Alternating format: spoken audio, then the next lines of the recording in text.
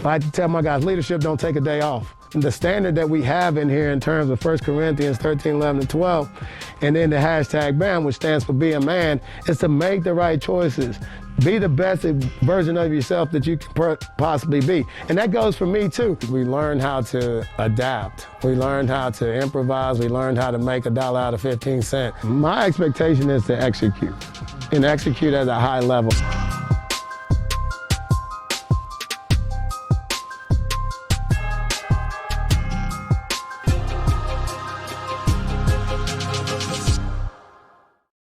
Hello and welcome to Around the Way with EJ. I'm here at Ferrum College sitting with the head football coach, Cleive Adams. He was introduced in, I believe it was March 2020 of last year, so finally able to get your first full season intact. So, right. Coach, first off, appreciate you joining us and appreciate your time today.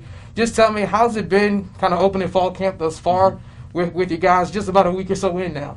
Well, it's been interesting, to be honest with you.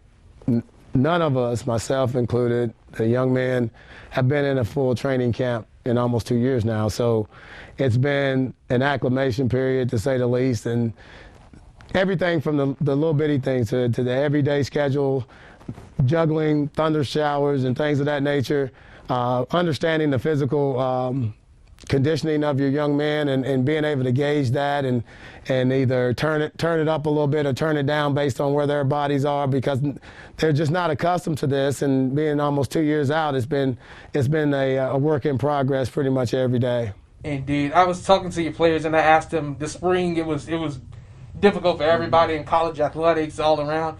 Did you feel like you learned anything perhaps from that you can bring to the fall season in terms of even just experience and getting guys reps? Well, I think what we learned is we learned how to adapt. We learned how to improvise. We learned how to make $1 out of 15 cents. During the spring season, every team on this campus was actually playing, so we had to budget the playing surface out there because in the winter months the grass fields were not available. So we had to really, what I gathered from it and what I learned was how to manage time and how to juggle. And when you're dealing with a football team, you're dealing with large numbers. The other teams are not as large as our teams. When you have that many moving parts, you have to have everything pretty much, all your T's crossed and your I's dotted. So for me as head coach going into my 7th year, I learned a lot about just pure organizational skills, and I thought I knew something about it until we got into the COVID season, and this really helped me moving forward. I was going to say, it taught us all a little about organization. Yeah, what you can do with not being face-to-face, the Zoom options and the Google Classroom stuff that we utilized.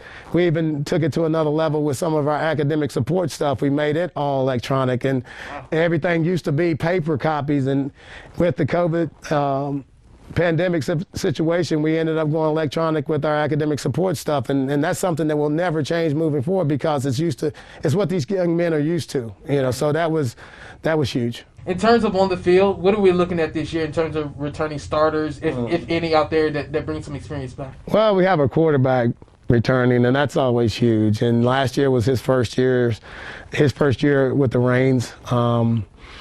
Unbelievable talent, Titus Jones out of Reedsville, North Carolina, and he's used to and accustomed to winning. But the conversations we had in the coach's office is that was his first time being the starter and being the guy, and that experience that he was able to get last year was huge coming into this year, and we can already see the benefits of that right now in the early stages of camp. We have 3 offensive linemen returning that are veteran guys that understand our offense, and that's huge. We have a couple of spots to fill in there. We have several running backs returning, and it was still a competition period there. We're still working through the post Brian Mann era, where who's gonna step up. Last year was kind of a situation where those guys were hungry to get there, but it's what I always say: be careful what you wish for. So that piece of it's going to be interesting for us moving forward. We have some talent back there returning. And we also have some young talent in there as well at running back. Our receiving corps is probably our strongest position group. We did a great job as a coaching staff recruiting and developing that class, not only the returning class, but also the newcomers we brought in. We recruited length, and we are very excited about that. But I guess the feature guy you talk about is Tamati Penn out there from Magna Vista High School, local talent that is just an extraordinary talent, just unbelievable athletic ability and ball skills and things of that nature. So I think he's going to give us an element of explosiveness out on the edge to help us stretch the field. Defensively, the defensive line returns a plethora of guys. I mean, that's my position group, and we were fortunate and blessed that we retained that group. We didn't really recruit very heavily in that room because we had a great returning core, and they're very, very strong, and not just physically, but just mentally and understanding the game of college football. We're very excited about that group. Our linebacker core returned 2 starting inside linebackers, and Billy Higgins and Drew Hill, the 2 veteran guys that are just on-time football players that just soak up knowledge. Very excited about that. On the back end, we return all-conference corner, Jakari Williams. He's kind of the cornerstone of that defensive backfield where we're repositioning and adding some pieces on that back end to get that stabilized. And if we can bring that group up to speed, we fly around and we can run and we're physical, and they really enjoy playing with each other, and we're very excited about that. And special teams wise, having as many returners that we've returned probably almost 30 more returners than we've returned here in the last 6 or 7 years. Wow. And that helps you field the team and special teams with veteran players. And that's something that I put a lot of stock in, is retention and building a program. You're going to win with juniors and seniors, and you have to work at it in the building every day, do some things that you're probably not real comfortable with in terms of just, I tell my guys, leadership don't take a day off. Right. And if you're going to lead and guide and mentor, that's what allows you to retain. And we're very blessed about having those returners back to field our special teams units.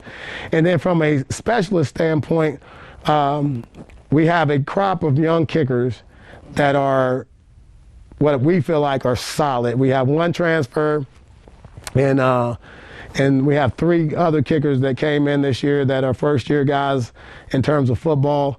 And we really believe in their legs, both kicking and punting. And so we're excited about that phase of the game. Last year it was Achilles heel for us because we had a first-year guy who was a solid kicker but just struggled with confidence and things of that nature. And again, not having as many returners on the roster last year from the year prior, it just made the special teams unit a very tough road to hoe last year, and it showed in some games that we could have had the opportunity to win, and special teams just cropped up on us and reared its head. And I think this year, knock on wood, with the talent that we have in the specialist position and returning players who can field and fill in the other 10 spots, we're excited about the productivity that possibly could come out of that phase of the game.